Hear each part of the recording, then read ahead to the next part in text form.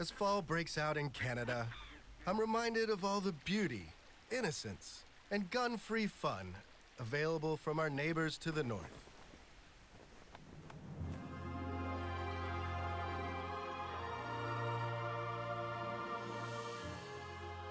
There's the majesty of Toronto, vast hockey rinks, and gallons of maple syrup that you can chug openly and guilt-free, for this maple syrup is pure and nourishing.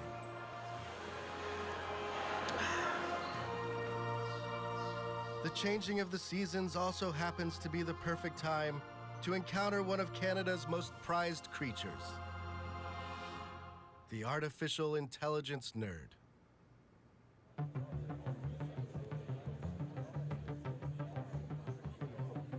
Not too long ago, these beings were rare and hidden away in university dungeons.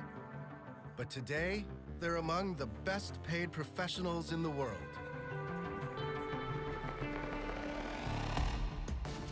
Together, these creatures did something truly remarkable.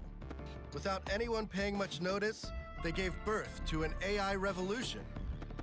They turned Canada, yes, Canada, into one of the great AI superpowers. This is the story of how all this came to be. It's the story of one nation's quest to teach computers to think like humans. It's the story of what this science experiment will mean for all our lives and for the future of the human species. So if you're a human, or something trying to imitate one, you'll want to pay attention.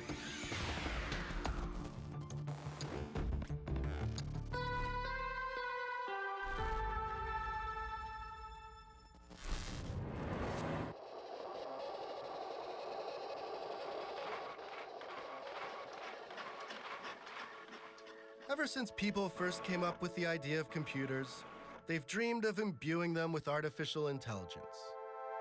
I am a smart fellow, as I have a very fine brain. That's the most remarkable thing I've ever seen. AI is just a computer that is able to mimic or simulate human thought or human behavior.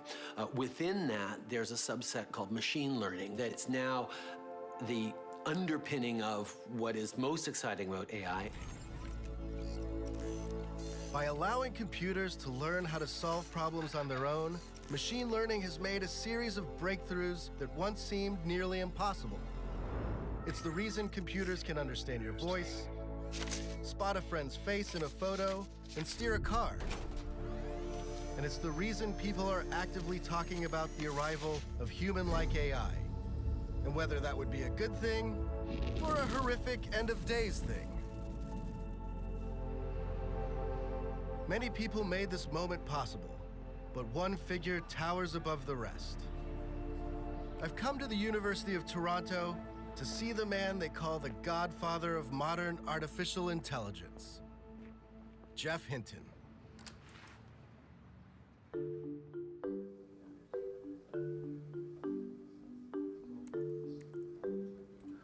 Because of a back condition, Geoff Hinton hasn't been able to sit down for more than 12 years.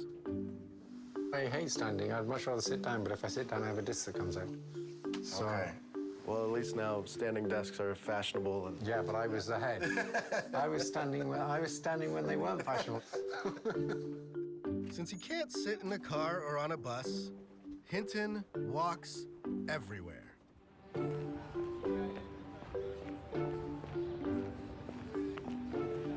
The walk says a lot about Hinton and his resolve.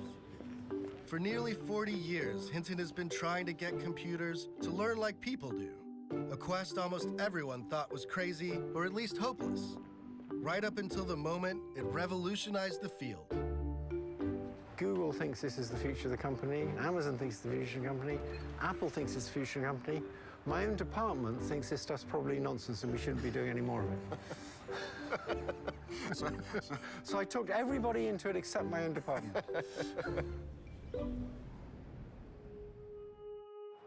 Geoff Hinton, pretty early on, became obsessed with this idea of figuring out how the mind works. He started off getting into physiology, the anatomy of how the brain worked. Then he got into psychology. And then finally, he settled on more of a computer science approach to modeling the brain and got into artificial intelligence. My feeling is, if you want to understand a really complicated device, like a brain, you should build one. I mean, you could look at cars and you could think you could understand cars. When you try and build a car, you suddenly discover that there's this stuff that has to go under the hood, otherwise it doesn't work. Yeah. As Geoff was starting to think about these ideas, he got inspired by some AI researchers across the pond. Specifically this guy, Frank Rosenblatt.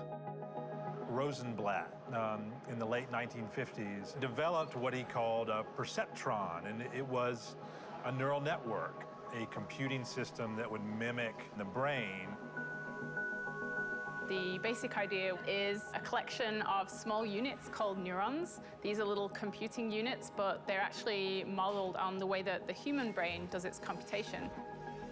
They take incoming data like we do from our senses, and they actually learn, so the neural net can learn to make decisions over time. Rosenblatt's hope was that you could feed a neural network a bunch of data, like pictures of men and women, and it would eventually learn how to tell them apart, just like humans do. There was just one problem.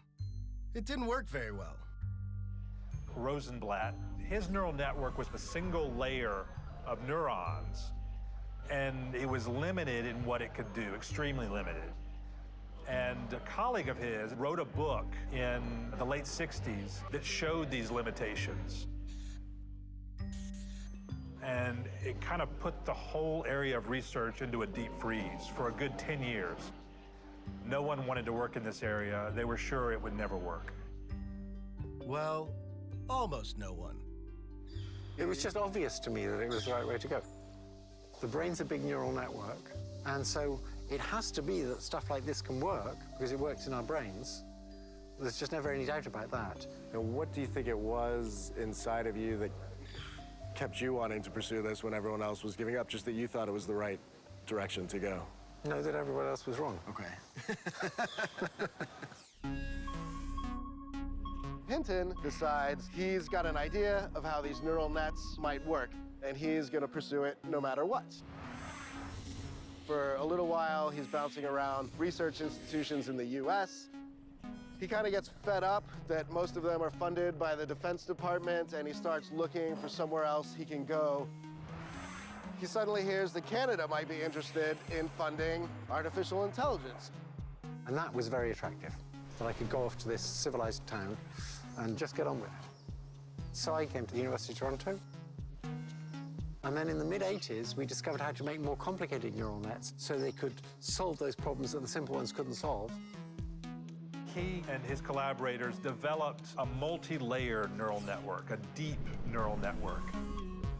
And this started to work in a lot of ways. But again, they hit a ceiling. Through the 90s, into the 2000s, Geoff was one of only a handful of people on the planet who were still pursuing this technology. He would show up at academic conferences and be banished to the back rooms. He was treated as really like a pariah. But Geoff was consumed by this and couldn't stop.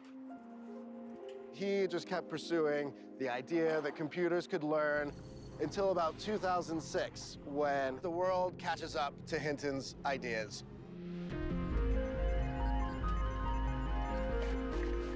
Computers were now a lot faster. And now it's behaving like I thought it would behave in the mid-'80s. It's solving everything. The arrival of super-fast chips and the massive amounts of data produced on the internet gave Hinton's algorithms a magical boost. Suddenly, computers could identify what was in an image. Then, they could recognize speech and translate from one language to another. By 2012, words like neural nets and machine learning were popping up on the front page of the New York Times. Now Next up, we have Professor Geoffrey Hinton of the University of Toronto.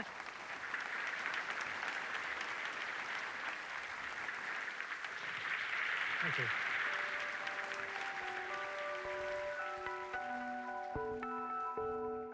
For Hinton, this is obviously a really redemptive moment. Now he's basically a technology celebrity. And for Canada, it's the country's moment as well. They have more AI researchers than just about any other place on the planet, and the quest now is to see what these guys can do, starting companies and pushing the technology forward. I'm gonna set out on a journey across Canada to see the best in Canadian AI technology and to get a feel for how far the technology has come and how far it still has to go.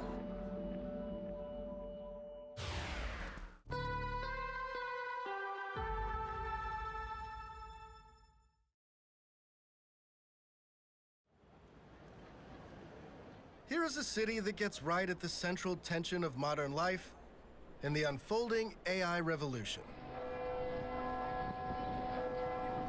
It's Montreal, a place filled with beauty and old-world charms that asks you to move slowly through its streets and to chill for a while, reflect, and think deep thoughts.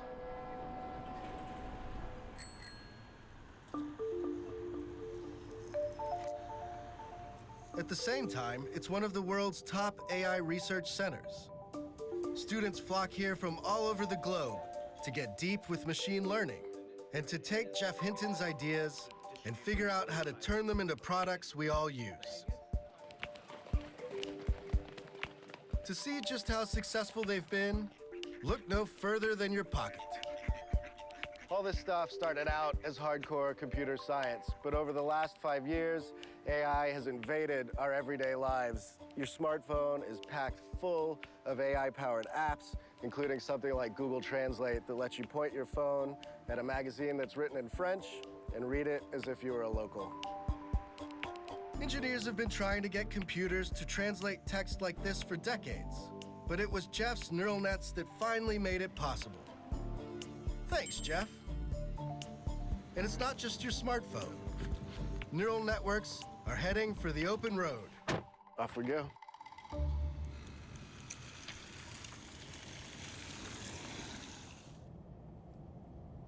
Meet my friend Stéphane, the head of Montreal's Tesla fan club. I'm driving a Tesla for a little bit more than 4 years and a half. Do you have people asking you for rides all the time? Yes, all the time. Still without. Maybe that's because of his fancy pants autopilot, Tesla's semi-autonomous driving system that kicks in when road conditions are right. So that's it, autopilot's on. Yes, and it's driving by itself. So we need to pay attention, but we don't have to drive. Yeah, it's crazy.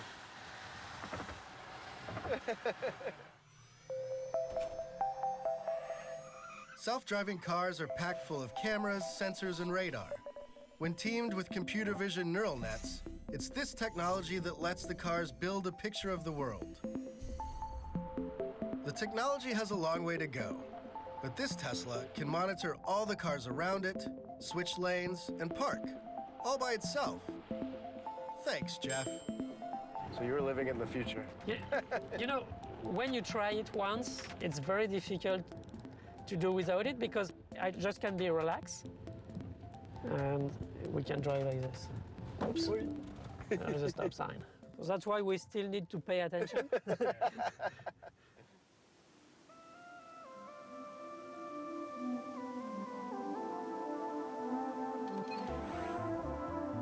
A big part of Hinton's legacy lies beyond these examples of AI in the world. He's also inspired a legion of disciples spreading the good word of neural nets.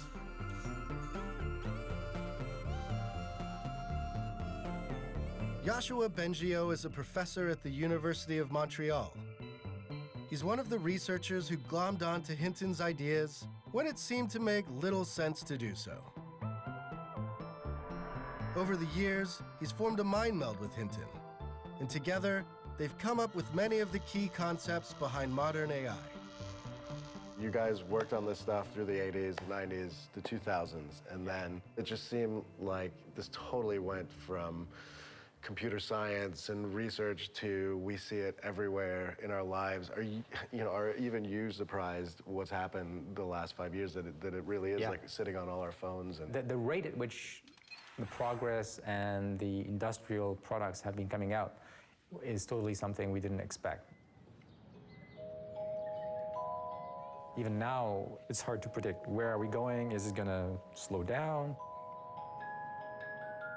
Or are we going to continue with this exponential increase? It's thanks to Yoshua that Montreal is full of top-notch AI graduate talent. This in turn has brought tech giants like Google and Facebook to town, along with their ample checkbooks. To me, it seems like if you're good at AI, you can make $200,000–$300,000 a year. It's crazy to see how much these guys get paid now. $1 million is something quite common as a salary. Have you ever had a country offer you an incredible amount of money to come set up a lab there? Not a country, but yeah, companies, yeah.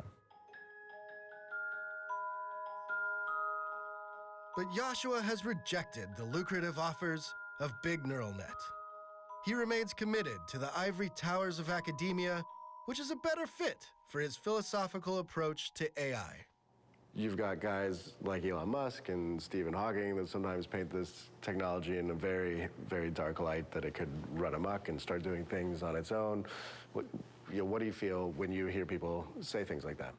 I'm not concerned about technology running amok. The Terminator scenario, I think, is not very credible. And I also believe that if we're able to build machines that are as smart as us, they're also smart enough to understand our values and to understand our moral system and so act in a way that's good for us.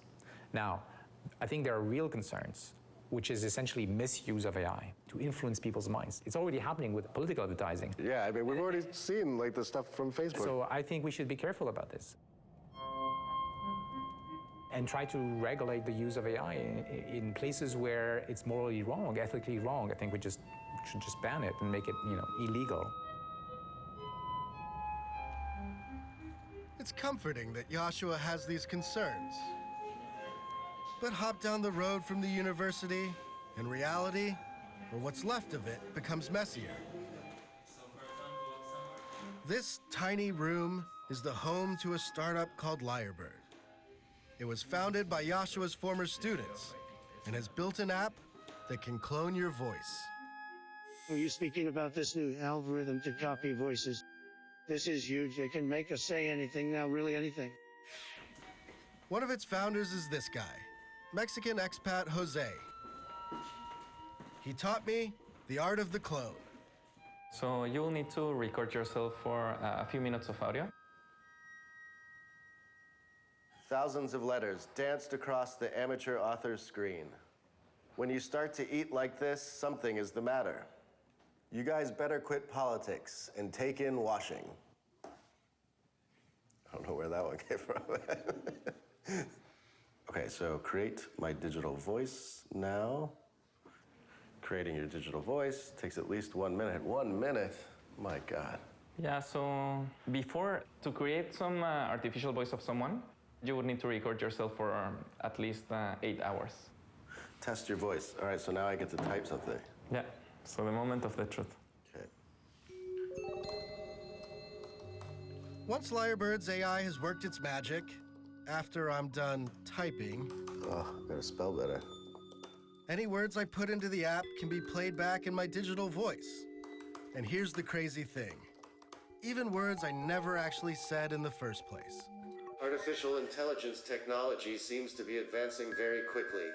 Should we be afraid? I mean, I can definitely hear my voice in there. That's really interesting.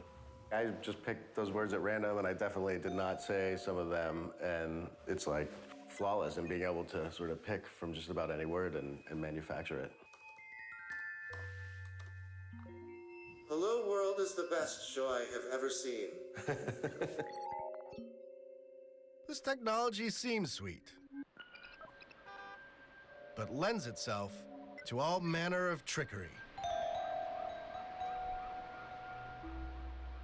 I've popped back to my hotel to test out the Lyrebird technology a little bit, and you can see some really obvious ways that this could be abused. This is fake Donald Trump talking. The United States is considering, in addition to other options, stopping all trade with any country doing business with North Korea. And then you could picture somebody taking over your voice and creating some mayhem in your personal life. Now, to really put my computer voice to the test, I am going to call my dear, sweet mother and see if she recognizes me.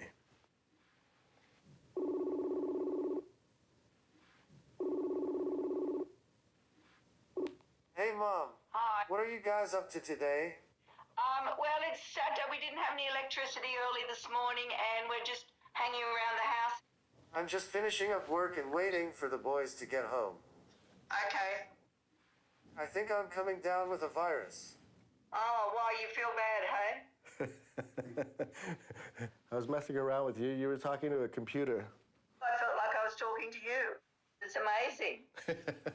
Is that scary or good? It could be scary if it was something really important. It's you now, isn't it, Ash? I don't know. It sounds like you. Is it?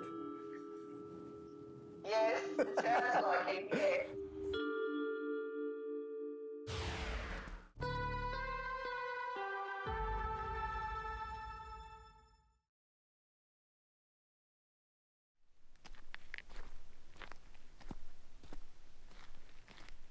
The real artificial intelligence weirdos in Canada live here, in Edmonton.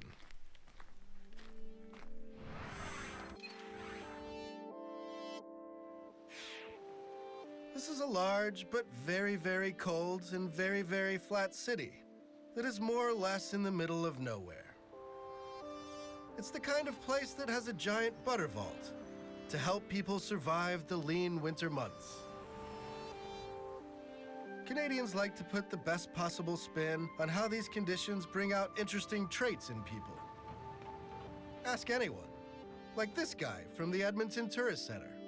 Well, Edmonton's one of those cities that isn't, automatically listed in the top cities in Canada in terms of size or scale or notice even, but it's always had a really neat quality to it of that Western independent spirit that you see very much in Alberta in general, combined with a conscience and a thoughtfulness. Over at the University of Alberta, some of the most far-out AI research in the world is taking place. The man I'm here to see is the university's very own AI godfather, Rich Sutton. Rich is considered one of the great revolutionary thinkers in AI. You are not Canadian? I am Canadian. You are, but not by birth. No, I was born in the U.S., but now I'm just Canadian. Okay, and what brought you to Canada? The politics. I wanted to get away from difficult times in the United States. The United States was invading other countries in 2003 when I came here, and I didn't care for all that. Sutton entered the field of AI in the mid-'80s. And like Jeff Hinton and Yoshua Bengio, he was a big believer in neural networks.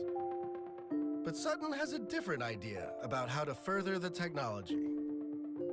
Unlike Hinton's method of feeding neural networks reams and reams of data and telling them what to do, Sutton wants them to learn more naturally, from experience, an approach called reinforcement learning. Well, reinforcement learning, it's like what animals do and what people do. You try several things. The things that work best, you keep doing those, and things that don't work out so well, you stop doing them. And how do you teach a computer all you need idea? all you need is a sense. The computer has to have a sense of what's good and what's bad. And so you give it a special signal called the reward. If the reward is high, that means it's good. If the reward is low, that means it's bad. To see reinforcement learning in action, I found Marlos, an industrious young Brazilian who's created an AI to play his video games for him. His algorithm plays the game thousands of times and gradually learns from experience how to do better. So the goal of this game is that you are this yellow blob, And what you have to do is that you have to get as many potions as you can while avoiding harpies. And this is like the AI going at this for the first time. It's the AI run it for the first time. So it just bumps into things. If it gets points, it's happy. If it dies, it's unhappy. Yes. And the AI starts to figure out that maybe what I want to do is to collect these potions and avoid the harpies. And now we can look at AI that has ran for 5,000 games. Okay. And this is what it looks like. You can tell that it's smarter about its strategy. Yes. And then what happens if you run it 500,000 times? Oh, we get to the superhuman performance level. Though notching a high score is the noblest of pursuits, reinforcement learning has turned out to have all kinds of other applications. It's behind the algorithm that recommends movies and TV shows on Netflix and Amazon.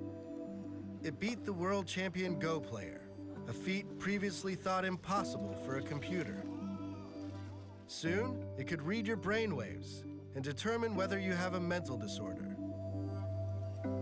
But for Sutton, all that is just the beginning. We are trying to make real intelligence. We're trying to recreate human intelligence. Humans are our example. He sees reinforcement learning as the path to what futurists call the singularity, the moment when our AI creations light up and surge past human-level intelligence. Do you have a date for the singularity, or? So we give you, it's a quite broad probability distribution, and the median is at 2040. So that means equal chance of being before or after 2040. Okay. The rationale goes like this. By 2030, we'll have the hardware. So give guys like me another 10 years to figure out the algorithms, the software to go with the hardware to do it. It's going to be exciting where we're going. If 2040 seems like a long time to wait to meet a smart robot, do not fret. Over in the experimental wing of the university, there are co-eds hard at work, blurring the line between humans and machines. Are you human? Of course not. But that shouldn't keep us from chatting. Case in point, homegrown Edmontonian genius, Corey Matthewson. Tell me about this guy a little bit, or yeah, is this sure. it? Sure. So this is Blueberry. On Blueberry, I've deployed the improv system. So there's an artificial improv system running on Blueberry right now. Yes, that's right. Corey does improv comedy with a robot.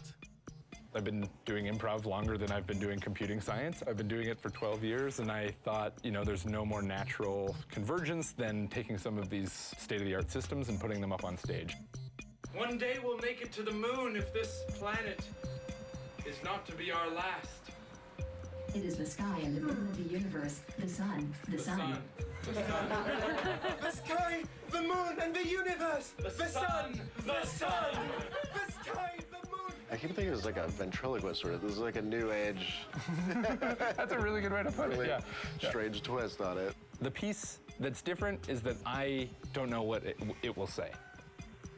Blueberry, I created you. I downloaded a voice into your brain so that you could perform in front of these people. But I do not know what I'm going to say. I don't know what you're going to say either. To give Blueberry the power of surreal Canadian improv, Corey made use of some tech that should be familiar by now: a neural network. Step 1. He feeds the network the dialogue from a bunch of movies. 102,000 movies to be exact. All the movies, every movie for 100 years. And that's just so it can learn language, see how somebody responds to somebody else. That's exactly right. Yeah, it builds kind of a language model. Step 2, he uses reinforcement learning to train the network, rewarding it when it makes sense and punishing it when it spits out gibberish. Time to put this wannabe kid in the hall to the test. There we go. Start improvising. Okay, campers, we're gonna get ready for a real baseball game. Grab your gloves and grab your baseball bats and let's get out there. Especially you, Franklin. Of course, I will not be much longer. Okay, well, why aren't you ready for the match? I do not have any more good news if I were your boyfriend. Okay, come on, Franklin. You know how I feel about you, but you gotta keep your head in the game right now. You will see if you do not stop here when you go, what have you done? He's threatening you. I know. I'll teach you what the character of your team is going to do to you. Oh, Jesus, put down the bat, Franklin. What are you doing? You have nothing to hide, that's all. I've got nothing to hide. Look, this is all I am. Okay, end it there. That's great, That's man. sort of how it works. Obviously, some of the responses are a little bit weird, but then it's really funny, because then as you're going along, it did hit a couple things perfectly, and then it's like, yeah. I mean, it's extra hilarious, because now, of course, yeah. now it's going. Blueberry may not be ready for its Second City audition just yet. But Corey has a higher purpose, making AI relatable. Oh, it's gonna move, it's gonna move, it's gonna move. Holy crap. There is a fear in society of AI. So we are kind of humanizing this AI. We're taking it down a peg. We're saying, don't be afraid of this tech. Look at how cute it is. Look at how kind of naive it is. Yeah. Filters. You've done it again, Blueberry. Yes. Isn't there a flip side to that, though? Then you make it cute, and then people start to accept it, and you know, then we wake up. I mean, I don't think that will happen in my time. The singularity may be near, or it may be not so near. But if the inhabitants of this oddly beautiful place keep pushing the technology, they just might create something alarmingly human-like one day. For Rich Sutton, it's not a question of whether we'll get there, but whether we'll be able to accept our mechanized brethren. Our society will be challenged. You know, it's just like every time, you know, our black people, our women people, we will do the same thing with robots eventually. Are they allowed to own property? Are they allowed to earn an income? Or do they have to be owned by someone? But a robot's obviously not a person. Right? No.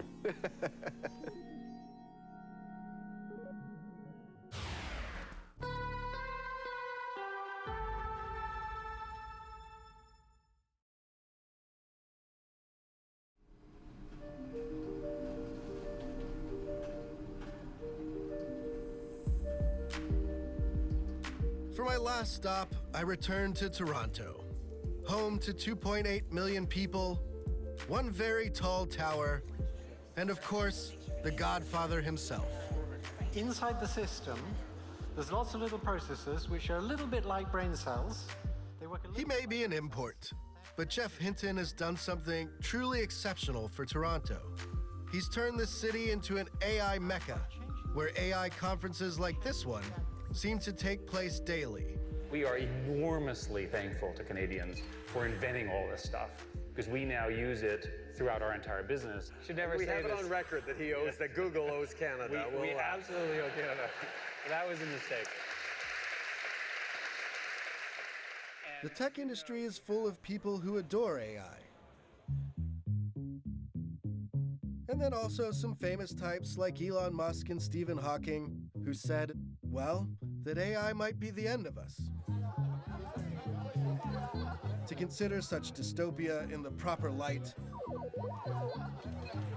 I've come to Toronto's geekiest bar. Hello, George. To encase myself in this steel container with George Dvorsky. He's a writer for Gizmodo and an AI philosopher.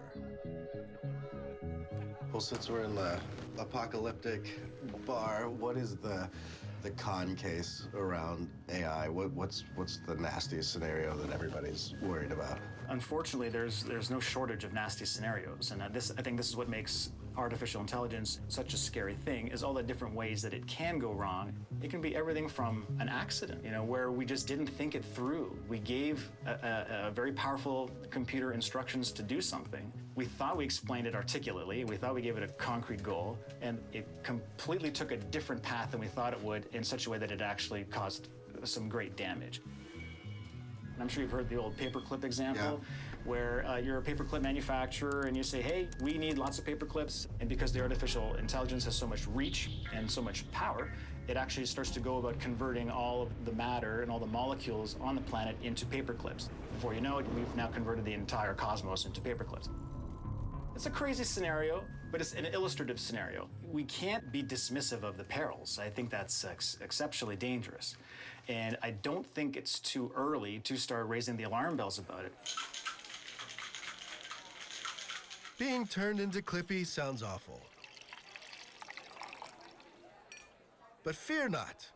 We'll have years to ease into that sort of suffering as AI steadily plucks off one job after another. The first to go, of course, will likely be the always screwed factory workers. Which brings us to Suzanne Gildert, a budding AI overlord and founder of robotics startup Kindred AI.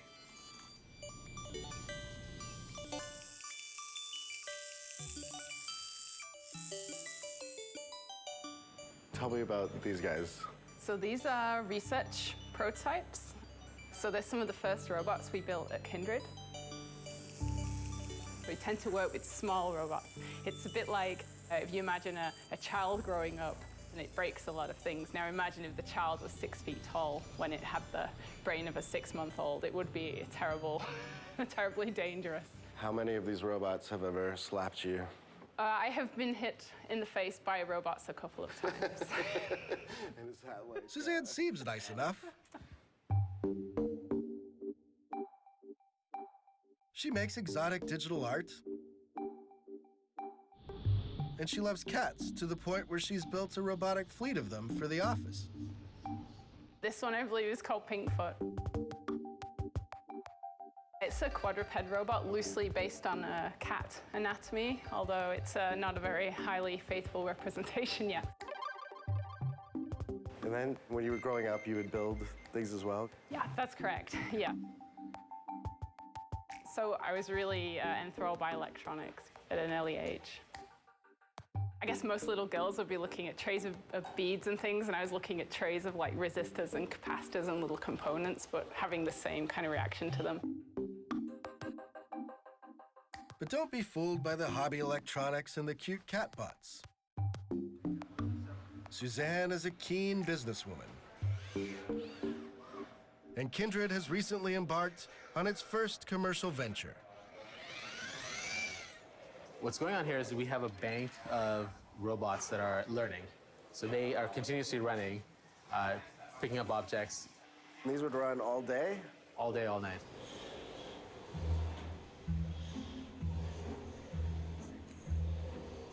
Powered by a neural network, these arms can do something that's very easy for a human, but very hard for a bot.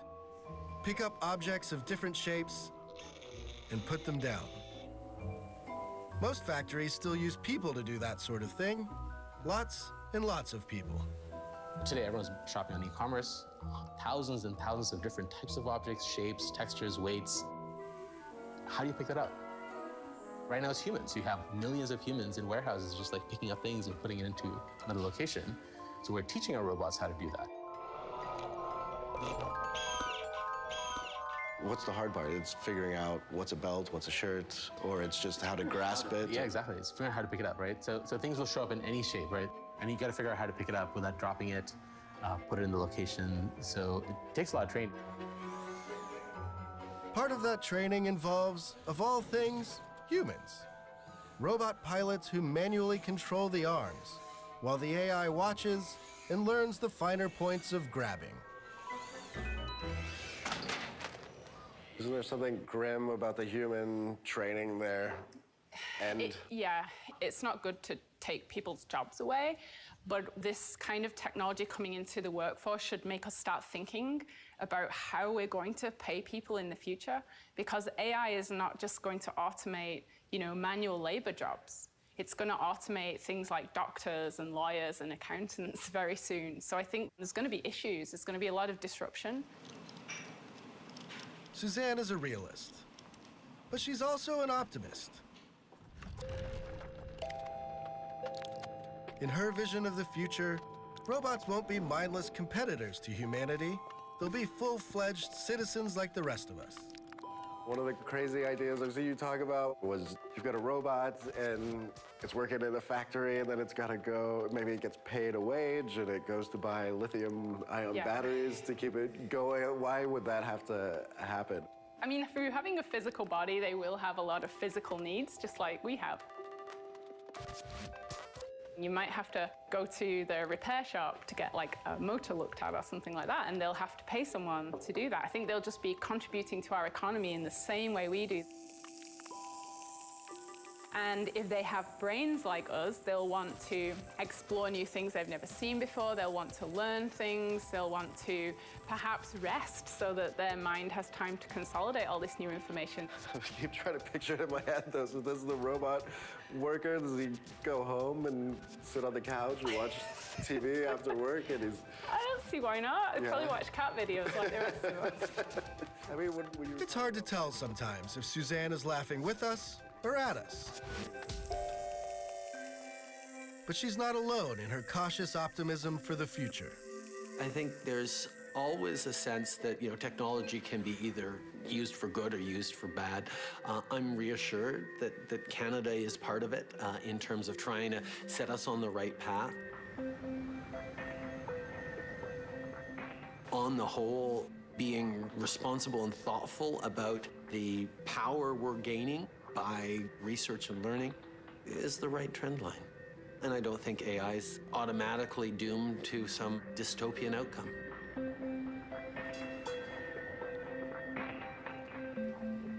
We're told that politicians will come up with policies that address massive job loss and prevent horrific inequality between the classes. And we're told that these guys will take so long to become human-like that we need not be afraid for a while. The truth, though, is that we're turning ourselves over to the unknown here. So, fingers crossed. Eventually, I think we will become the AIs. We will become the intelligent machines. We will understand how things can be smart and we can deliberately create them. So you might think of it as making a new generation, new kinds of people. Humanity is continuing to evolve, and why wouldn't enhanced people or even designed people be the next step in humanity?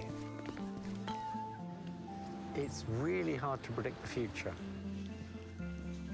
I think there's going to be all sorts of things happen we didn't expect. But there's one thing that we can predict. This technology is going to change everything.